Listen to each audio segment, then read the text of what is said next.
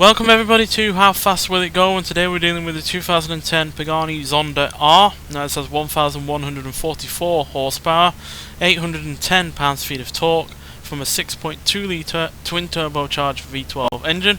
The car itself now weighs 2,694 pounds, has all-wheel drive, and it can do 0 to 60 in 1.758 seconds and 0 to 100 in 3.253 seconds. So obviously this car was never meant for top speed runs or anything like that. It was purely about handling, downforce and precision when going around corners, and obviously having a lot of speed while going around those corners. So yeah, not expecting this to be the fastest Pagani that we've had. The fastest one that we've had so far is the Zonda Cinque Roadster, and then the Huayra BC, and then another Huayra below that. So yeah, be interesting to see how it does against the standard Huayra, because obviously that is the slowest Pagani that we've had so far, but even that managed 262 miles an hour, which is still quite quick. So yeah, let's get out there and see what this car can do. So we've got its original engine, so up to 9,000 RPM, which is really rather ridiculous. Sounds good as well. Those turbochargers certainly haven't nullified the engine noise. There's 200, 210, 220. So yeah, this is far from the most powerful car that we've had in terms of horsepower or torque. It's still fairly rapid. 250 there. 255. It's 260. 263. 4. Managed to go around that corner at 264 miles an hour, which just shows how much downforce is acting on this car.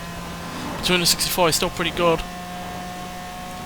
It's only 3 miles an hour off the Huayra BC and 5 miles an hour off the Zonda Cinque Roadster, so it's not bad considering this has way more downforce than those cars. Now the handling you have to be extremely delicate with, because it is quite twitchy and immediate. It's not something that's, you know, slow to respond whatsoever, so it doesn't need any real massive corrections to it. It's some understeer at lower speeds because of the all-wheel drive, but obviously it was never meant for that, so that's no surprise there. But yeah, once this gets up to speed, it's very easy to overcorrect. It's also very easy to dodge in and out of traffic and all that lot, so yeah, swings and roundabouts pretty much there. Yeah, the lack of torque is probably going to harm this, because yeah, it wouldn't matter if it had that lack of torque but also a high amount of horsepower, but lack of torque and barely 1100 horsepower is not going to help this car whatsoever, especially with all that downforce. Look at that, 251 round that corner. I think any car's gone that quick round that corner before. You usually have to slow right down to get round it. It is quite a sharp turn. Yeah, as you can see, the lack of torque here is killing us. We're not getting anywhere. Plus also the engine was obviously never meant for turbochargers, so that is probably not helping either.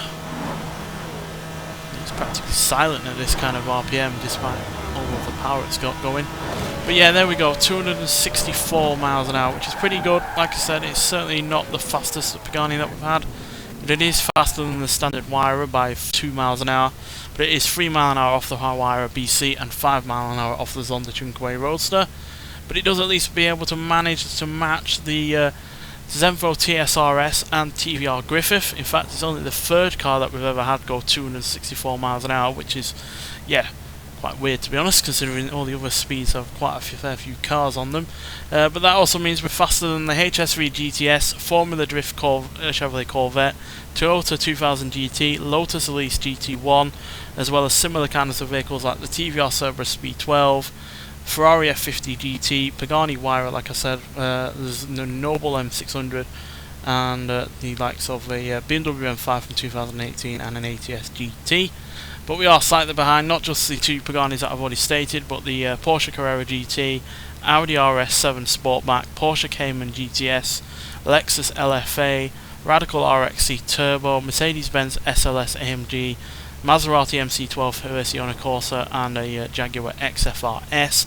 But yeah, still fairly good, and to be honest, the fact it's able to do 264 miles an hour while still having most of its handling, because I reduced the downforce to help the speed, but even so, it's still got a lot of downforce acting on it, and that really did help the handling on this episode, because it was still able to dodge in and out of traffic.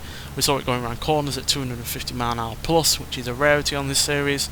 And yeah, that means that despite the excess of speed now and the extra horsepower and torque, it's still got its unique handling, which is, yeah, it means that this is easily one of the better cars that we've had on the series, because yeah, 264 mph is still pretty damn quick, but it's also really rather good in terms of handling. So yeah, solid compromise. And yeah, if you're after a car that can do that kind of speed while still having really good handling, then I highly recommend this car.